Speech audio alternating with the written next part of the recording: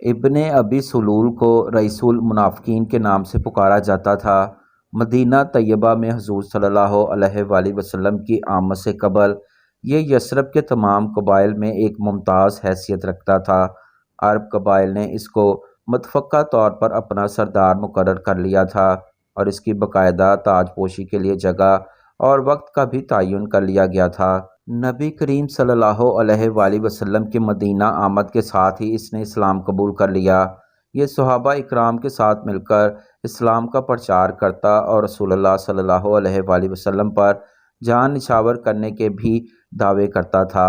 ابن اسحاق کی ایک روایت کے مطابق یہ لوگوں کے سامنے اتنا دین دار بننے کی کوشش کرتا تھا کہ جب نبی کریم صلی اللہ علیہ وآلہ وسلم جمعے کے دن خطبہ دینے کے لیے ممبر پر تشریف لاتے تو یہ پہلے کھڑا ہو جاتا اور اس سے پہلے کہ آپ صلی اللہ علیہ وآلہ وسلم واز شروع فرماتے یہ بول اٹھتا اور کہتا، اے لوگو، یہ ہیں اللہ کے رسول جو تم میں موجود ہیں، جن کی وجہ سے اللہ تعالیٰ نے تمہارا اکرام عام کیا اور تمہیں عزت دی۔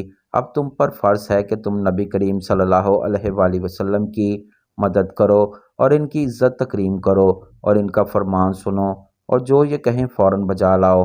سادہ لوگ مسلمان اس کی یہ باتیں سن کر بہت متاثر ہوتے۔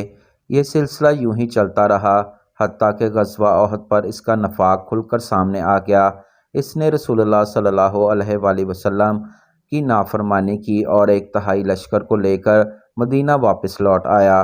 آپ صلی اللہ علیہ وآلہ وسلم جب غزوہ سے فارغ ہو کر مدینہ لوٹے اور جمعے کے دن ممبر پر تشریف لائے، یہ حسب عادت اٹھا اور پھر بولنے لگا، مگر اس بار صحابہ اکرام ادھر ادھر سے کھڑے ہو گئے اور اس کے کپڑے کو پکڑ کر کہنے لگے، اے دشمن خدا، بیٹھ جا، اب تو یہ کہنے کے لائق نہیں رہا، تو نے جو کچھ کیا ہے وہ کسی سے مخفی نہیں ہے۔ ابن کثیر نے لکھا ہے کہ یہ ناراض ہو کر لوگوں کی گردنیں پھلانگ کر باہر نکل گیا اور کہتا جاتا تھا، میں کسی بد بات کہنے کے لیے کھڑا ہوا تھا، میں تو صلی اللہ علیہ وآلہ وسلم کا کام اور مضبوط کرنے کے لیے کھڑا ہوا تھا، مگر چند صحابہ مجھ پر اچھل پڑے اور مجھے گھورنے لگے اور ڈانٹ ڈپٹ کرنے لگے، گویا میں کسی بڑی بات کرنے کے لیے کھڑا ہوا ہوں، تاکہ میری نیت صرف یہ تھی کہ میں آپ صلی اللہ علیہ وآلہ وسلم کی باتوں کی تائید کروں۔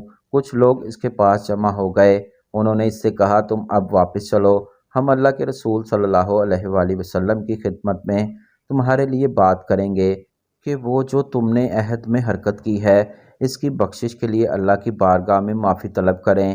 اس پر وہ کہنے لگا، مجھے اس کی کوئی ضرورت نہیں ہے۔ یہ ظاہری طور پر اسلام کا بہت بڑا پیروکار تھا، مگر دل میں بغض اور عناد کی آگ لیے پھرتا تھا کہ جب تک زندہ رہا اسلام کی جڑ کاٹنے کے لیے یہودیوں اور مشرکین سے رابطے استوار کیے رکھے۔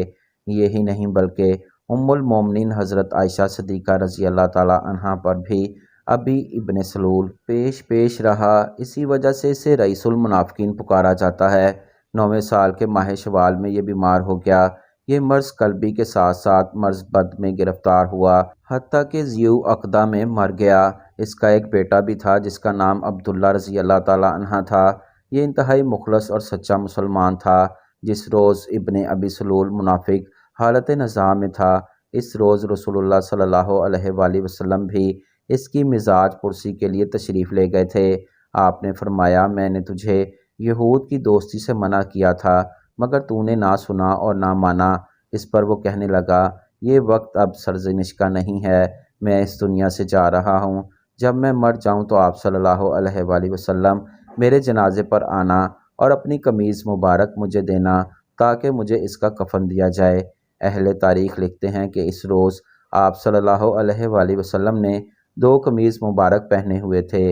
حضور صلی اللہ علیہ وآلہ وسلم نے کمال رحمت کا مظاہرہ فرمایا اور اوپر کی قمیض مبارک اتار کر منافق کو دے دی۔ ابن ابی سلول وہ قمیض چاہتا تھا جو حضور نے نیچے پہن رکھی تھی، مگر آپ صلی اللہ علیہ وآلہ وسلم نے ایسا نہ کیا اور جسے وہ چاہتا تھا وہ نہ دی۔ اس کے بعد وہ التجائے کرنے لگا کہ آپ میری نماز پڑھیں اور میرے لیے استغفار کریں۔ اس کے بعد اس کی موت واقع ہو گئی۔ آپ نے چاہا کہ اس کی نماز پڑھیں۔ حضرت عمر فاروق جو کہ اس وقت مجلس میں موجود تھے نے اٹھ کر عرض کیا کہ آپ صلی اللہ علیہ وآلہ وسلم اس کی نماز پڑھیں گے، حالانکہ وہ منافق تھا۔ اس پر حضرت محمد صلی اللہ علیہ وآلہ وسلم نے تبسم فرمایا اور کہا، ہاں اے عمر، میرا ہاتھ چھوڑو، مجھے ان کے لیے 70 مرتبہ استغفار کرنے یا عدم استغفار کرنے کا اختیار دیا گیا ہے، اور میں نے استغفار کو اختیار کیا ہے، اور اگر تم جانتے ہو کہ 70 بار میرے استغفار کرنے سے وہ بخشا جاتا ہے تو میں 1000 مرتبہ سے زیادہ استغفار بھی کرتا۔